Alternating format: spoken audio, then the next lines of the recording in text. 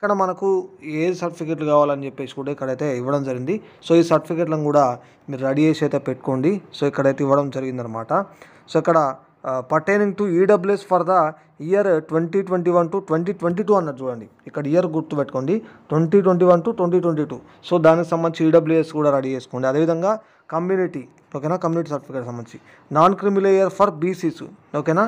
So ఇక్కడ as shown in the annexure 2 of form 7B అన్నారు. So దీని ప్రకారం అన్నారు. ఇక్కడ పీడబ్ల్యూడి సర్టిఫికేట్స్, ఓకేనా. తర్వాత study residence certificates class 1 to 7, ఇక్కడ ఇది కూడా చూసుకోండి.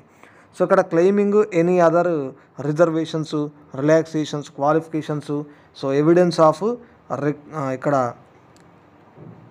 Requirement qualifications etcetera and to keep them ready అంటూ కూడా ఇవ్వడం జరిగింది. సో వీటికి సంబంధించి ఏవైతే పర్టికులర్ సర్టిఫికేట్స్ ఉంటాయో ఇవన్నీ కూడా రెడీ చేసి అయితే పెట్టుకోండి. సో ఇది ఎప్పుడైనా రావచ్చు. అండ్ ఇక్కడ ఇంకో పాయింట్ కూడా ఇచ్చారు.